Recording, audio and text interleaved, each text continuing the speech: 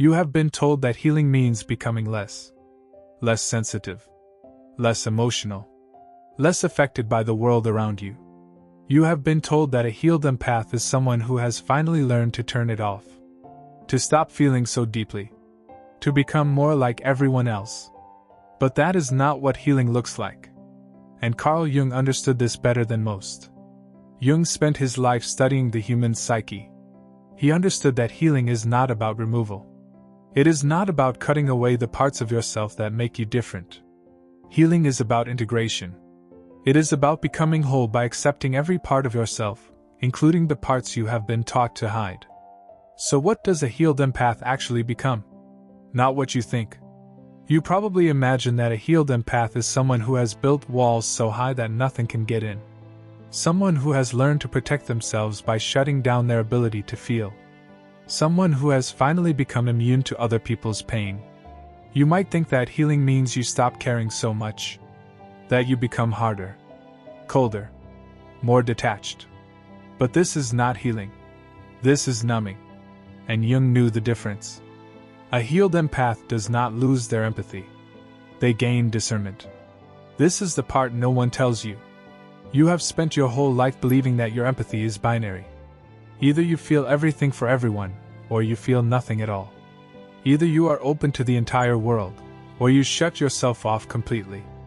Either you care about everyone, or you care about no one. But healing teaches you that there is a third option. You can feel deeply and selectively. You can be empathetic and boundaried. You can care profoundly about certain people while being completely indifferent to others. And this is not cruelty. This is wisdom. Jung taught that the meeting with oneself is one of the most unpleasant things that can be avoided. For the empath, this meeting is particularly brutal. Because it means looking at all the ways you have betrayed yourself. All the times you absorbed pain that was not yours. All the moments you prioritized someone else's comfort over your own survival. All the years you spent believing that your worth was measured by how much you could give. The healed empath has had this meeting. They have sat with themselves in brutal honesty. And they have accepted something that changes everything. You are not responsible for healing everyone. You are not obligated to feel for people who refuse to feel for themselves. Your empathy is not a service you owe to humanity. It is a gift you get to choose who receives. This realization transforms you completely.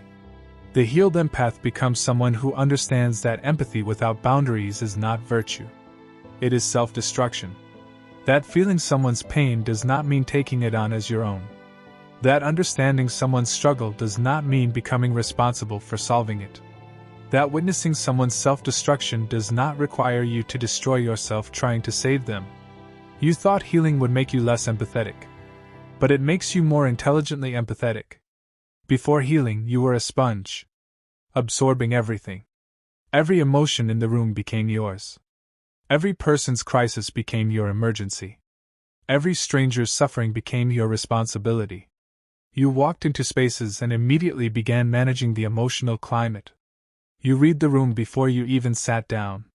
You adjusted yourself to whatever energy was present, contorting into whatever shape would keep the peace. The healed empath does not do this anymore. Not because they cannot feel what is happening, but because they have learned to feel it without absorbing it. They can sense the tension in a room and choose not to make it their job to dissolve it.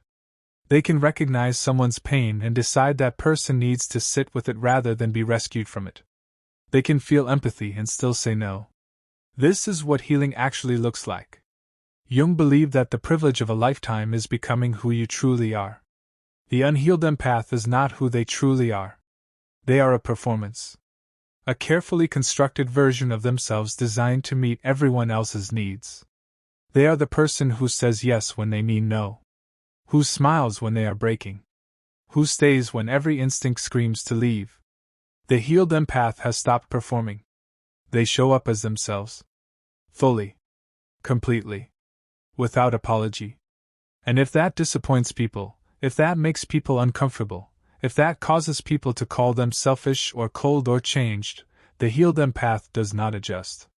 Because they have finally learned that being misunderstood by people who never tried to understand them is not a loss. It is liberation. You have always believed that being an empath meant being available to everyone. That your sensitivity was something you owed the world. That closing yourself off to anyone for any reason made you a bad person. But the healed empath knows this is a lie that benefits everyone except you. The healed empath becomes protective of their energy in ways that seem almost ruthless to people who knew them before.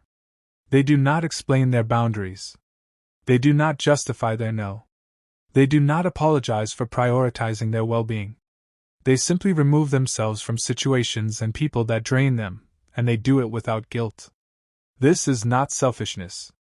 This is self-respect. Jung taught that what you resist persists. The unhealed empath resists their own needs. They push down their anger. They silence their intuition. They ignore every signal their body sends telling them to leave. And because they resist these things, they persist. The anger builds. The intuition screams louder. The body starts breaking down. The healed empath stops resisting. They listen to their anger and let it show them where their boundaries were violated. They trust their intuition even when it contradicts what they wish were true.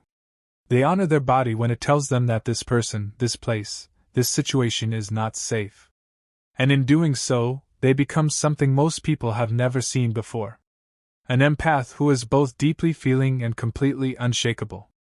You thought a healed empath would be someone who has learned to care less. But they are someone who has learned to care more intelligently. They care deeply about people who have earned that care through consistent respect and genuine reciprocity. They invest in relationships that pour back into them. They give their energy to people and causes that align with their values. And they feel absolutely nothing for people who have proven they will exploit empathy rather than honor it. This selective caring is what makes the healed empaths so powerful. Because they are no longer scattered. No longer bleeding their energy into 1,000 different places. They are focused, intentional, deliberate about where their empathy goes. The healed empath has become what Jung would call individuated. They have separated from the collective expectation of what an empath should be. They have rejected the conditioning that told them their worth was measured by how much they could endure. They have integrated their shadow, the parts of themselves that can be cold and boundaried and unavailable. And in doing so, they have become whole. This wholeness is not what you expected. You expected healing to make you softer, more open, more understanding. But healing has made you solid, grounded, unshakable.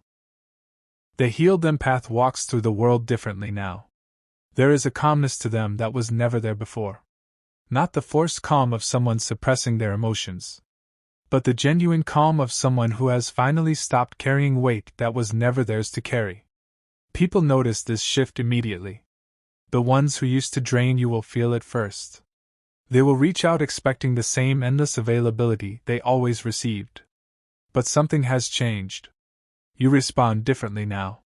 Or maybe you do not respond at all. And they cannot understand what happened. What happened is that you healed. And healing did not make you into who they wanted you to be. It made you into who you actually are. Carl Jung believed that the creation of something new is not accomplished by the intellect but by the play instinct acting from inner necessity. The healed empath has rediscovered play. Not in the childish sense, but in the sense of being present in their own life without constantly managing everyone else's emotional state. You remember what it was like before. Every conversation was work. Every interaction required you to read between the lines, manage the subtext, absorb the unspoken tension. You were never just present. You were always performing emotional labor that no one acknowledged and everyone expected. The healed empath has stopped doing this work for people who do not reciprocate it. This does not mean they have become cold or unfeeling. It means they have become honest about what they are willing to invest and in whom. They can sit in a room full of tension and not feel compelled to fix it. They can witness someone's self-created drama and not feel responsible for resolving it. They can hear someone complaining about the same problem for the 100th time, and simply acknowledge that some people are committed to their suffering. This recognition changes everything. Jung taught that people will do anything, no matter how absurd, to avoid facing their own soul. The healed empath has learned to recognize when someone is doing this. They can see when someone is using crisis as a distraction from growth. When someone is weaponizing their vulnerability to manipulate empathy. When someone is performing pain to keep you engaged. And the healed empath simply opts out. Not with judgment. Not with anger. Just with the quiet certainty of someone who knows that some battles are not theirs to fight. Some pain is not theirs to fix. Some people are not their responsibility. This clarity makes them seem almost psychic to others. Because they can predict patterns now. They know exactly how a situation will unfold because they have seen it unfold 100 times before. They know what happens when you give someone who has not done their own healing access to your empathy. They know how it ends when you try to love someone into wholeness. So they do not try anymore. The healed empath has learned something that took years of pain to understand. You cannot heal someone by absorbing their wounds. You cannot save someone by drowning alongside them. You cannot love someone into loving themselves. All you can do is model what healing looks like. And then let them choose whether they want to do the work themselves. Jung said that the shoe that fits one person pinches another. There is no recipe for living that suits all cases. The healed empath has finally accepted this. They have stopped trying to fit into the role everyone expected them to play. They have stopped contorting themselves to make room for people who never made room for them. They have claimed their own space. And they protect it fiercely. This protection looks like selfishness to people who benefited from your self-betrayal. They will tell you that you have changed. That you are not as kind as you used to be. That you have become distant or cold or unavailable. And every single one of these accusations is actually a confession. They are confessing that they miss being able to use you. That they preferred the version of you that was slowly disappearing. That they are uncomfortable now that you have boundaries they cannot cross. The healed empath hears these accusations and feels nothing. Not because they have become heartless. But because they have finally learned the difference between guilt and manipulation. Real guilt propels you to make amends for actual harm. Manufactured guilt is designed to pull you back into accepting harm. You do not accept it anymore. Jung believed that loneliness does not come from having no people around, but from being unable to communicate the things that seem important to oneself. The healed empath is no longer lonely in this way. Because they have found their people. The ones who do not require them to translate their truth into palatable versions. The ones who meet their depth without asking them to shallow it out.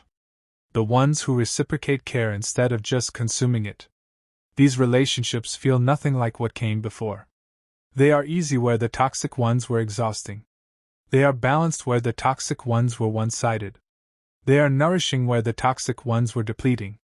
And in these relationships, the healed empath discovers something beautiful. They discover that their empathy is even more powerful when it is protected. That they can go deeper with fewer people than they ever could, spreading themselves thin across everyone who asked. The healed empath becomes someone who loves intensely but selectively. Who cares profoundly but deliberately. Who gives generously but only to those who have proven they will not exploit the gift. This is not the limited version of empathy you feared becoming. This is empathy at its most potent. Because it is finally being offered from a place of fullness rather than depletion. From choice rather than obligation.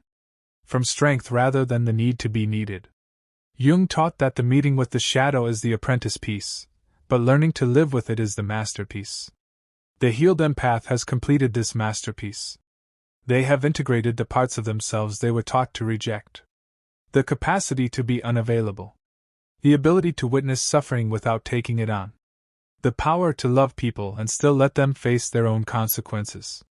These shadow qualities do not make them less empathetic. They make them whole. The wholeness shows up in unexpected ways. The healed empath can now feel joy without guilt. They can pursue their own dreams without feeling selfish. They can rest without feeling lazy. They can say no without feeling cruel. They can prioritize themselves without apologizing. This self-prioritization is not narcissism. It is the natural result of finally understanding that you cannot pour from an empty cup. That taking care of yourself first is not selfish. It is the only way to have anything authentic to offer anyone else. You thought healing would make you smaller. Would make you less sensitive. Would diminish what made you special. But healing has made you more yourself than you have ever been. The sensitivity is still there. The depth is still there. The capacity to feel profoundly is still there. What is gone is the belief that you owe this to everyone. What is gone is the need to prove your worth through endless giving. What is gone is the person who betrayed themselves to make others comfortable. The healed empath stands in their full power now. Not power over others, but power over their own life. Power to choose. Power to stay or leave. Power to engage or withdraw.